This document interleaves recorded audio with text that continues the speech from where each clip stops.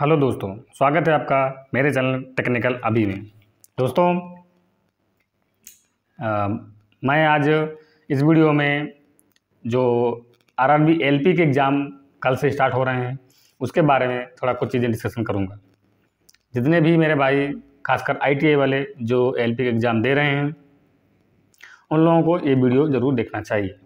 दोस्तों, आज की इस वीडियो में मैं बात करूँगा आपको लगभग कम से कम कितना आपको मार्क्स अटेम्प्ट करना चाहिए।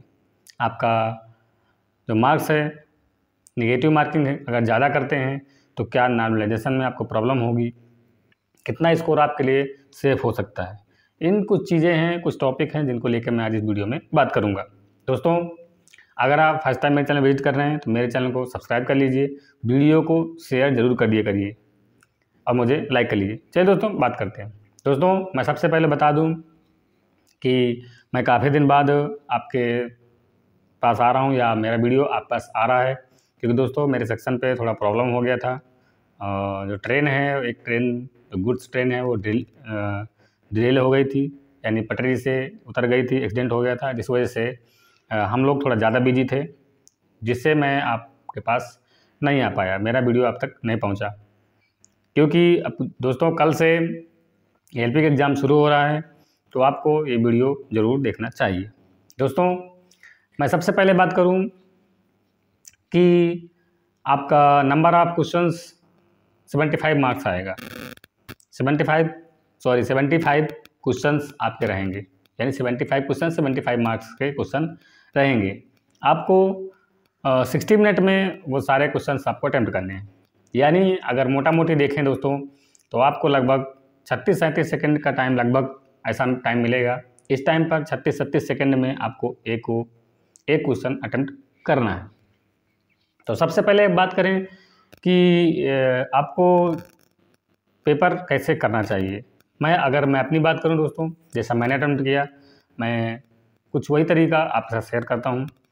आप लोग सबसे पहले जितने भी कैंडिडेट्स खासकर आईटीआई वाले, जो पोर्शन आपका ज़्यादा कंप्लीट हो, अगर आपका साइंस ज़्यादा कंप्लीट है, आपका मैथ ज़्यादा कंप्लीट है, रीजनिंग ज़्यादा कंप्लीट है, जिस पोर्शन में आपकी पकड़ ज़्यादा अच्छी हो या ज़्यादा कंप्लीट हो, उस पोर्शन को आप फर्स्ट अटेम्प्ट करने की कोशिश करिए।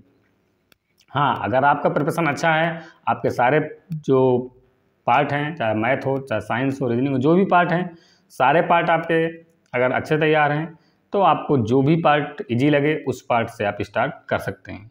अगर आपको शुरू से स्टार्टिंग से सेम पैटर्न आपको अच्छा लग रहा है, सारे क्वेश्चंस आपके सिलेबस से हैं और वो आप कर सकते हैं, तो आप स्टार्टिंग से ही वैसे सीरियल बाय सीरियल भी कर सकते हैं, कोई दिक्कत नहीं होती है। ये आपके ऊपर डिपेंड है कि आप कैसे क्वेश्चन पेपर को हल करते हैं।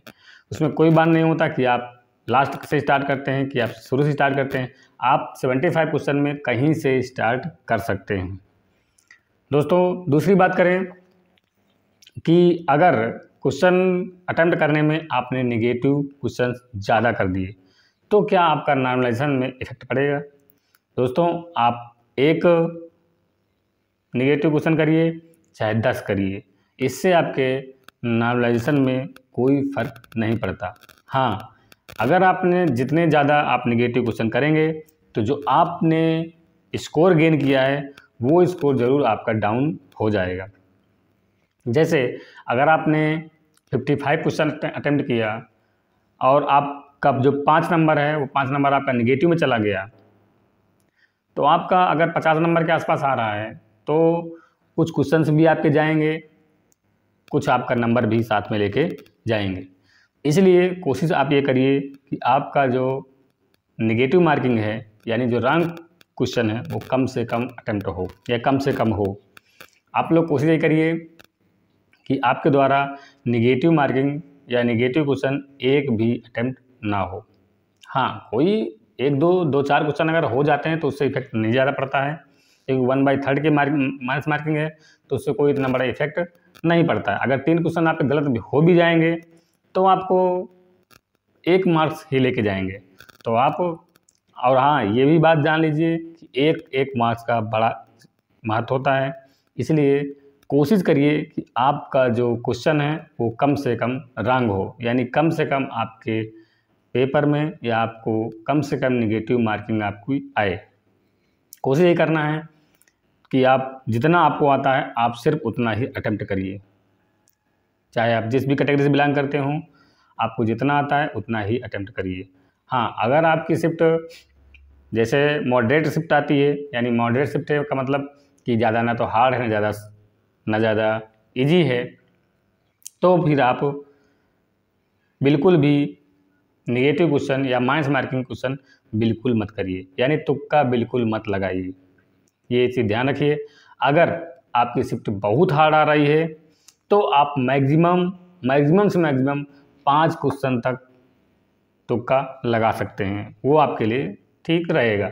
उससे ज़्यादा तुक्का बिल्कुल मत लगाइए, क्योंकि जितनी ज़्यादा शिफ्ट आपकी टफ रहेगी उतना आपको नॉर्मलाइजेशन में एडवांटेज मिलेगा। दोस्तों, ये हो गया आपको नेगेटिव मार्क से संबंधित। अब दोस्तों, अगर बात करें कि कितना आपके लिए सेफ स्कोर हो सकता है या कितना स्कोर आप करेंगे, तो आपके लिए ये CBT1 जो एग्ज़ाम है ये बेहतर हो सकता है, यानी आप CBT1 क्रैक कर सकते हैं। दोस्तों, अगर मैं UR कैंडिडेट की बात करूं, अगर आप UR कैंडिडेट से बिलोंग करते हैं, UR बिलोंग करते हैं, तो आपको 75 क्वेश्चन में से 50 से 60 क्वेश्चन के आसपास अटेम्प्ट करना ही करना चाहिए। अगर इतना आपका अटेम्प्ट जा रहा है, क्योंकि देखिए आप कितना भी अच्छा करें, ये हकीकत है, कितना भी आपकी तैयारी अच्छी हो, कितना भी आप अच्छा करें, आपसे 2 से 4 क्वेश्चन रॉन्ग हो ही जाते हैं। इसलिए ये हर कैंडिडेट के साथ होता है। ऐसा नहीं कि आपने 50 क्वेश्चन किया तो 50 में 50 क्वेश्चन आपके सही होंगे ही होंगे। 50 क्वेश्चन अगर आपने अटेम्प्ट किया तो 50 में ऐसा तो हो नहीं सकता कि 2-3 क्वेश्चन आपके रॉन्ग ना हो जाएं। नहीं 2-3 तो 1-2 क्वेश्चन तो रॉन्ग हो ही जाता है, तो उसका इफेक्ट कहीं ना कहीं पड़ता है। इसलिए अगर आप UR कैंडिडेट्स हैं, UR से बिलोंग करते हैं, तो आपको 50 से 60 क्वेश्चन के आसपास अटेम्प्ट करना चाहिए, अगर पेपर आपका मॉडरेट आता है तब। अगर आपका पेपर टफ आता है तो भी आपको 50 से 55 तक अटेम्प्ट लेना ही लेना है, क्योंकि इतना ज़्यादा टफ तो नहीं आएगा जितना अब आप देखिए पिछले जितने भी रेलवे के एग्ज़ाम हुए हैं, चाहे 2018 में हुए हों, चाहे 2019 में हुए हों, क्योंकि TCS जो एग्ज़ाम करवाती है वो उसका जो लेवल है, जो पेपर है, बहुत टफ नहीं आता और मॉडरेट ही रहता है। आप अभी कल देखेंगे, कल एग्ज़ाम जो शिफ्ट हैं, क्योंकि 3 शिफ्ट में एग्ज़ाम होना है, तो जो फर्स्ट शिफ्ट वाले जो पेपर दे के आएंगे उसका एनालिसिस जो थर्ड शिफ्ट वाले हैं वो लोग ज़रूर करें, क्योंकि सेकंड शिफ्ट वालों को तो टाइम नहीं मिलेगा, लेकिन थर्ड शिफ्ट वालों को थोड़ा टाइम देखने को मिल सकता है। तो आप लोग उस चीज़ को विशेष ध्यान रखिए कि जब फर्स्ट शिफ्ट वाले कैंडिडेट पेपर दे के बाहर निकलें, या उनके द्वारा बताए गए जो क्वेश्चंस का लेवल है, क्वेश्चंस कहाँ ज़्यादा पुटअप कर रहा है, ये सब चीज़ें अगर आप थोड़ा बहुत एनालिसिस कर लेंगे एग्ज़ाम हॉल में जाने से पहले, तो हो सकता है आपका माइंड उस पेपर के अनुसार प्रिपेयर हो जाए। क्योंकि जब आप एग्ज़ाम सेंटर के बाहर होते हैं, जो फर्स्ट शिफ्ट छूटती है, तो आपके दिमाग में बहुत सारी चीज़ें चलती होती हैं, कैसा पेपर आया होगा, मॉडरेट पेपर है, हार्ड पेपर है, या किस टॉपिक को लेके ज़्यादा क्वेश्चन पुटअप किए गए हैं, ये सब चीज़ें ज़्यादा आती हैं। और एक बात, जो TCS एग्ज़ाम करवाती है दोस्तों, इसमें कभी भी एक भी क्वेश्चन के लिए बहुत रेयर केस में कभी होता है कहीं एक आध क्वेश्चन कोई वैसा गलती हो जाए या गलत रेलवे रख दे, नहीं तो जो TCS एग्ज़ाम करवाती है वो बहुत अच्छा एग्ज़ाम होता है, बहुत फेयर एग्ज़ाम करवाती है, बहुत अच्छे से क्वेश्चन रखती है, अच्छा क्वेश्चन उसका अच्छे से सलूशन निकाल के ही रखती है। कोई बहुत किसी शिफ्ट में कभी पूरे एग्जाम में कभी एक आध शिफ्ट में कहीं एक बार कोई एक क्वेश्चन मिल जाए तो मिल जाए, TCS का पेपर हर हमेशा अच्छा आता है। और एक बात इसमें बहुत बड़ी अच्छी है कि जो भी सिलेबस आपको इसने दिया है उसी सिलेबस के अंतर्गत आपसे क्वेश्चन पुटअप करता है, सिलेबस से बाहर कहीं भी नहीं पूछता। ये बहुत अच्छी बात है रेलवे में और ख़ासकर TCS कंपनी में। दोस्तों, तो जो UR कैंडिडेट्स हैं उनको 55 से लेकर 60 क्वेश्चन अटेम्प्ट करना चाहिए, अगर आपका पेपर मॉडरेट आता है तो। अगर आपका पेपर टफ है तो आपको 50+ क्वेश्चन अटेम्प्ट करना होगा, तभी आपका बेनिफिट आपको मिल सकता है, तभी आपको फ़ायदा है। देखिए दोस्तों, ये मत सोचिए, आप में से बहुत सारे कैंडिडेट सोच सकते हैं कि इतना क्वेश्चन कैसे अटेम्प्ट करेंगे, क्योंकि देखो कितना भी आप, मैं बताया ना, कितना भी आप अटेम्प्ट करो 2-4 क्वेश्चन आपके रॉन्ग हो ही जाते हैं। जो रॉन्ग हो गया वो क्वेश्चन ऑलरेडी चला गया ना, वो क्वेश्चन का जो नंबर है वो चला गया, साथ में दूसरे क्वेश्चन का जो मार्क्स है वो भी लेके जाएगा। इसलिए आपको 50+ क्वेश्चन अटेम्प्ट करने होंगे अगर आपकी शिफ्ट टफ है तब, क्योंकि अगर आप इतना करेंगे, दो एक क्वेश्चन गलत हो गए तो आपको एक आध मार्क्स कम हो जाएगी, लेकिन जब आपका वो 75 से 100 में कन्वर्ट होगा तो आपको उसका बेनिफिट मिलेगा। वो सभी शिफ्ट को मिलता है, सभी लोगों को मिलता है, चाहे वो OBC हो, UR हो या SC ST हो, सभी को मिलता है। लेकिन अगर आप यहाँ पर स्कोर अच्छा करेंगे तो जब आप 100 में जाएंगे तो आपका स्कोर ऑलरेडी अच्छा हो जाएगा। क्योंकि दोस्तों यहीं पर बहुत सारे कैंडिडेट क्या होते हैं, उनको ये देखना है कि हमको CBT 1 में इतना 40% लाना है। जैसे UR की बात करें, उनको क्या है 40% पासिंग मान लाना है, तो 40-45% आ जाए उतना बस है। ऐसा नहीं दोस्तों, क्योंकि आप भी जानते हैं CBT 1 होने के बाद CBT 2 के लिए जो कैंडिडेट शॉर्टलिस्ट किए जाएंगे उसमें भी वैकेंसी का कुछ गुना ही रहता है, कि वैकेंसी का 10 गुना, 5 गुना, 3 गुना, इतना वैकेंसी के इतने गुना CBT 2 के लिए बुलाया जाएगा। तो ऐसा भी मत करिए कि आप पास तो हो जाएं लेकिन आप CBT 2 के लिए सिलेक्ट ना हो, ये चीज़ को विशेष ध्यान रखिए। तो सेकंड नंबर पर बात करें दोस्तों, जो OBC कैंडिडेट्स हैं, जो OBC से बिलोंग करते हैं, उन लोगों को अगर आपकी शिफ्ट मॉडरेट है तो 55 या 50+ के आसपास आपको लाना ही लाना है, इससे नीचे तो आपको जाना नहीं है, क्योंकि UR और OBC में ज़्यादा डिफरेंस नहीं रहता है, खासकर CBT 1 में ज़्यादा डिफरेंस नहीं रहता है। इसलिए आपको 50-55 के आसपास क्वेश्चन अटेम्प्ट करने ही पड़ेंगे। अगर आपका पेपर टफ शिफ्ट आती है, यानी आपकी शिफ्ट टफ है, तो आप 45+ क्वेश्चन भी अटेम्प्ट करते हैं तो भी आपके लिए बेहतर रहेगा। दोस्तों एक चीज़ ध्यान रखिए, जब भी आप परीक्षा हॉल में जाइए तो आप अपना पेपर देख करके ये मत सोचिए कि हमारी शिफ्ट टफ है, ये आप डिसाइड नहीं कर सकते। कोशिश करिए कि जितना ज़्यादा अटेम्प्ट कर सकते हैं, जितना ज़्यादा आप कर सकते हैं, वो चीज़ें आप उतना बेहतर करने की कोशिश करिए। चाहे आप साइंस की बात करिए, चाहे आप रीजनिंग की बात करिए, चाहे आप मैथ की बात करिए, क्योंकि दोस्तों देखिए मैथ और रीजनिंग में आप खासकर मैथ में तो गलती कम कर सकते हैं, क्योंकि जो आपको आएगा वही अटेम्प्ट करेंगे। आपकी ज़्यादा गलतियाँ होती हैं जो आपका जनरल अवेयरनेस है और साइंस है, यहाँ पर आपकी ज़्यादा गलतियाँ होती हैं।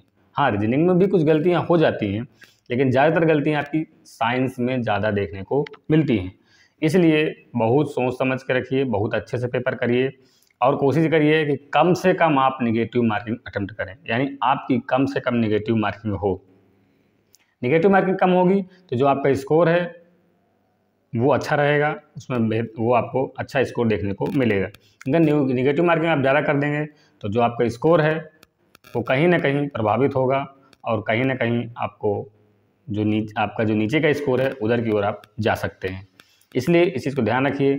जितने भी कैंडिडेट्स हैं, मैं खासकर ITI वाले की बात कर रहा हूँ। देखिए दोस्तों, जितने भी ITI कैंडिडेट्स हैं, आप ये मत सोचिए कि आप ALP एग्ज़ाम दे रहे हैं, आप सिर्फ ITI वाले हैं। देखिए यहाँ पर आपको BTech वाले कैंडिडेट्स और डिप्लोमा वाले ज़्यादा आपको कैंडिडेट मिलेंगे। BTech वाले BTech कैंडिडेट्स अगर आपका फाइट करना है तो आप ये ध्यान रखिए कि आपका स्कोर अच्छा खासा रहना चाहिए, तभी आपका, क्योंकि वैकेंसी इसमें बहुत कम है, इतनी वैकेंसी कुछ भी नहीं होती। इसलिए इन वैकेंसियों को देखते हुए आपको ज़्यादा से ज़्यादा जो अटेम्प्ट है वो करना चाहिए।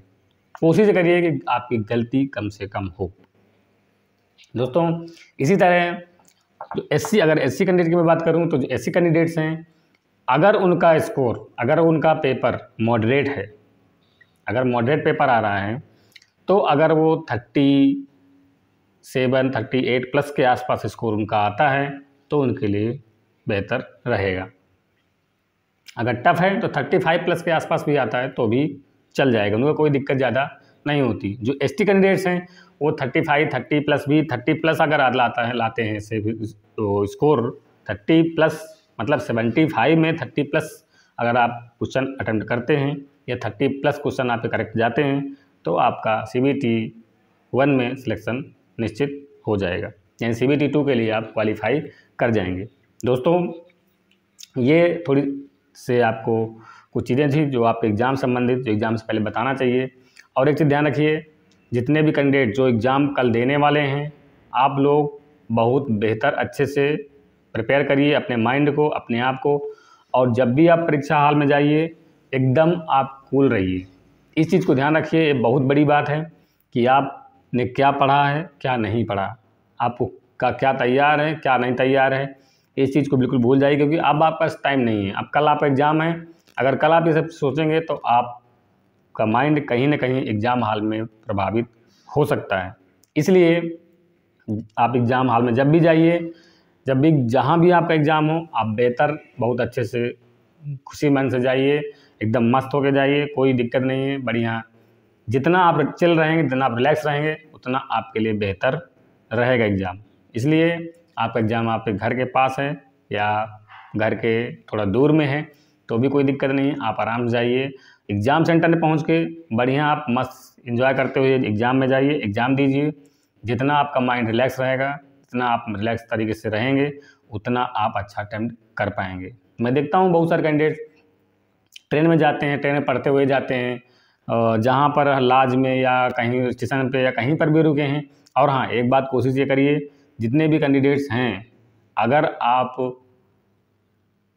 की जेब खर्ची यानी आपके पास पैसे का ज़्यादा प्रॉब्लम नहीं है, यानी कहने का मतलब आप अगर लॉज या डोरमेट्री ले सकते हैं, क्योंकि डोरमेट्री हर जगह 150-200 में मिल जाता है, तो आप डोरमेट्री ले सकते हैं। जहाँ भी जाइए आप एग्ज़ाम देने, आप डोरमेट्री लेकर के आराम से नाइट में अच्छे से वहाँ नींद लीजिए, अच्छे से सोइए।